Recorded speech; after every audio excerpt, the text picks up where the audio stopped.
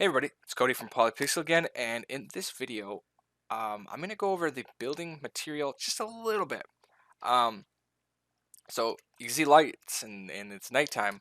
So I'll quickly just set up a rough nighttime scene. I just turned off the light, skylight, and stuff like that. So it's obviously not the prettiest thing in the world, but it's just a good way to showcase this building. Um, so we didn't promote a nighttime scene, I did have the buildings set up to have emissive lights. Um, And normally what you would normally do is just go like lights on, but lights generally don't just always go on for a building. And because we deal in these larger chunked prefabs, like 2x6, or I think this one's like a 3x9 or 3x8, sorry. Like these are large portions. By turning them on and off like that, it would look a little bit unrealistic. Just these perfect chunked buildings.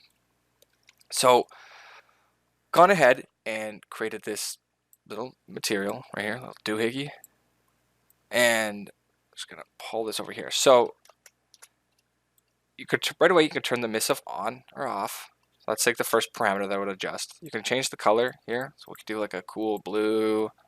You can do whatever you want to do. I'm just gonna cancel that. I like this color, and what's happening is it's being projected, or sorry, a mask is being projected through the world.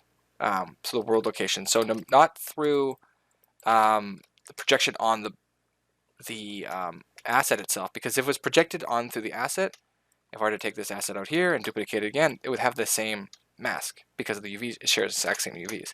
So we projected a world space mask on everything. So if I were to, so here's the mask here, we can see it.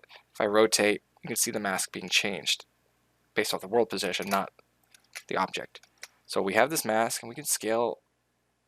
It's a contrast, sorry, mask size. So if we turn it down, it's just a general cloud mask. Nothing fancy. Scale that thing up to what you like. You can make it broader, really broad, less.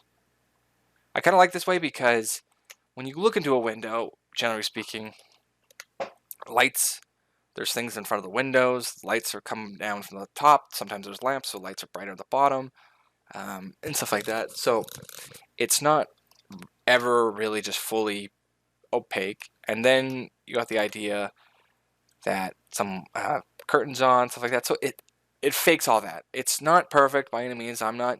That's why one reason why I didn't promote it in the promotional video, and I'm explaining it to you now. It's like a work in progress, but I think it's worth noting and covering in a little video. So that's pretty much the gist of it. Scale this up. You can change the contrast of that so it looks a little deeper, but you can start getting a little bit of banding.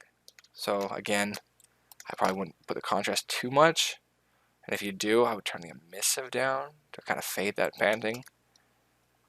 There. So you got this interesting building. Like, I think that does a pretty good job. It does a good amount. Oh, and then what I've done too, I should also note, is that in some places I just have a different instance where I don't have any emissive on. So it adds another layer of breakdown. Whoa, that looks weird. So that's pretty much it. All these buildings will be set up for it. I think the only thing that needed to be set up is the alpha of the diffuse needs to have this mask on. So if I were to turn this, so it's taking the clouds mask and projecting it on this. So that's all.